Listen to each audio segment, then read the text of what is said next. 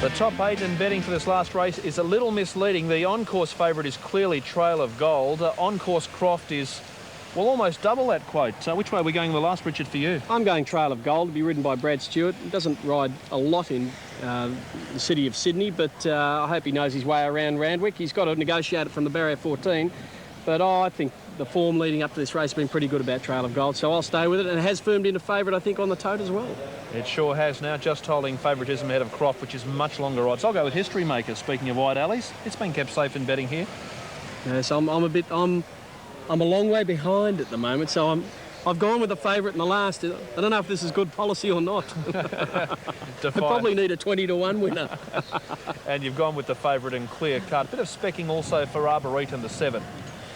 Updating Flemington, the last race on the card from there. The ratings going this way. 6 on top, Mr. Lofty ahead of the Pumper, Paestum and Roman Arch. 6 from 2, 7 and 9.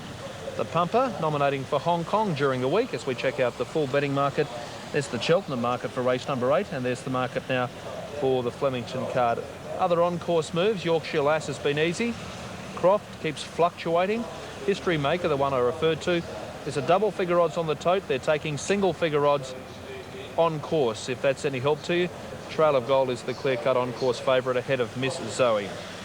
Belmont will follow this Randwick race. There's the top 8. And she doesn't run a race before they jump, but she is in a really cranky frame of mind, given a little feel with the whip around the hind legs.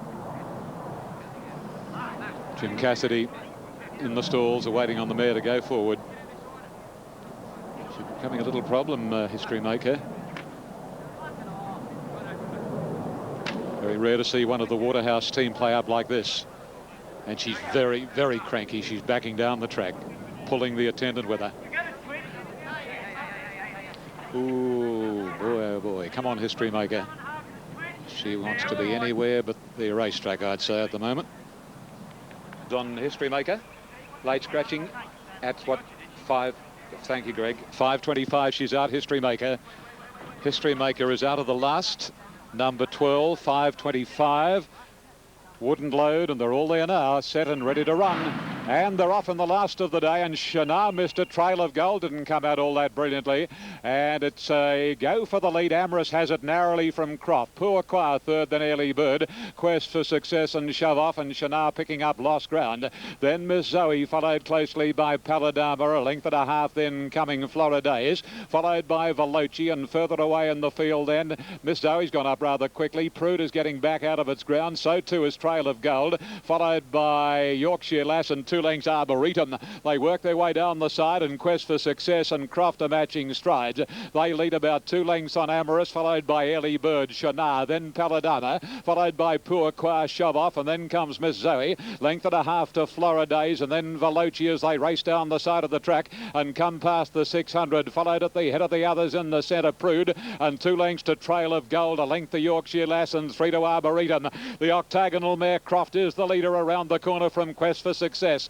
Wider is Early Bird. Over on the inside, Chanel, Paladama, followed by Amorous and Shove Off, and then comes Miss Zoe. Let's look for Trail of Gold. She's second last, and her ears being scrubbed off, and here's Paladama after Croft, and Miss Zoe is joining in. So too Veloci, and then Yorkshire Lass, but Miss Zoe hits the front. Away goes Miss Zoe, and that is a win. Miss Zoe bolts it in from Veloci and Paladama, followed by Pourquoi and Shove Off, and then came Early Bird and Croft. Yorkshire Lass, Trail of Gold never threatened, followed by Chanel, Prude, Quest for Success, and then Amorous, and the last couple in were on the outside, Arboretum and Floridays closer to the rails. 162, Les Bridge and Justin Sheehan combine. Important late scratching at the start of History Maker, number 12, after she refused to go in. Belmont holding 1 from 3 and 7, then number 5. The ratings on this race, Flemington to follow, where the ratings top pick is the 6 in this last race on the card. Let's check out the latest in the betting figures. Mr. Lofty, the tote fancy ahead of the Pumper. More from Flemington shortly. Let's go to Belmont. It just hasn't abated at all. The rain's cleared for the moment. Might be still a shower or two about, though, lingering. Now, Little Miss Madam. Another Cup day tomorrow, racing again at Flemington on Monday. 12:50, I think, for the first on Monday. Kabila's joined them. They're set to run. 1700, Fire Levette. Mr. Lofty heavily supported. He's the favoured runner. He's in purple colours, purple and green in gate 3. They stand up. All clear now, and they're off and racing, and Roman Arch jumped very well towards the inside. Ustinov got away okay, and so did Mr. Lofty, Flying Ed. Now the Papa, he's jumped reasonably. He's getting back in the field. He's got about 3 behind him settling down. Roman Arch had the lead comfortably to Pestum striding up to second, and Mr. Lofty handy third.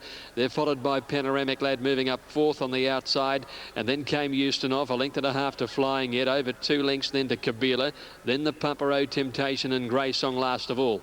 At the 1200 metres, Roman Arch by a little over 2 lengths. Pestum second, about 3 lengths away as Mr. Lofty. He's well placed, the favourite. Ustinov is behind him, a half length to Panoramic Lad, 2 lengths to Flying Ed, 2 lengths Kabila. Then the Pumper on the inside, 1,000 to go, and then O Temptation and Grey Song last. Roman Arch left alone out in front. He's more than 2 lengths clear. Pestum is second. Mr. Lofty is third. Ustinov a length and a half away fourth, and then Panoramic Lad. Couple of lengths Flying Ed, and then Kabila, the Pumper, O Temptation and Grey Song. There's been no change. They've been running along truly. 600 left to go. Roman Arch the leader. Pestum eases away from the rail to challenge him, and Mr. Lofty's coming a little wider as they corner. Clear to Ustinov. Panoramic Lad. Flying Ed under the whip, and then Kabila and the Pumper spotting them a fair start. In the straight, Roman Arch about to be tackled by Pestum. 2.5 lengths to Mr. Lofty, called on for the run.